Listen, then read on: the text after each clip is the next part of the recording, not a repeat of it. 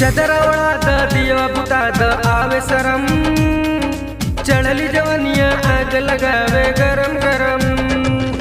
चदरा उड़ा द दिया बुता द आवे शरम, चढ़ली जवनिया आग लगावे गरम गरम।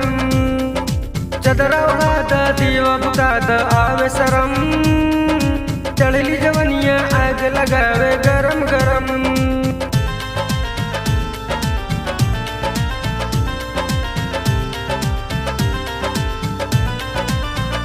आवा आके हमें सतावा, साथे सगरी रात बितावा, हरदम होई रात रंगीला, कदा हमके लाल पीला। आवो आके हमें सतावा, साथे सगरी रात बितावा, हरदम होई रात रंगीला, कदा हमके लाल पीला। रतिया के बतिया सखी के बताईबू, बुझता नहीं जान तू दहिया लजैबू। अब तुहे याद आई हरदम दीवाना, चली नहीं गोरी कौनो बहाना। काटब आज गलिया दोनों नरम नरम, चढ़ली जवनिया आग लगावे गरम गरम। हाई असली मर्दा हो, उड़ा दब गर्दा गर्दा हो जाइबू तू पानी पानी, आज बिगाड़ब तोर जवानी। देहिया पकड़े द तू अपने खर्चा हो, सगर जगहिया तुहरे बाटे चर्चा हो। चदरा उड़ा द दिया बुता द आवे शरम, चढ़ली जवनिया आग लगावे गरम गरम।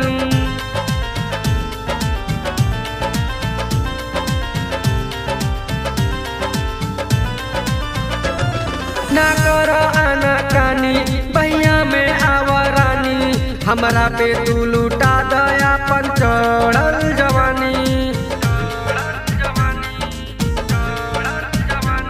ना करो आना कानी, बहिया में आवा रानी, हमरा पे लूटा दया पन चढ़ली जवानी। ऐसे न संजय के अब तड़पावा, कहे जमंत सानी बहिया में आवा।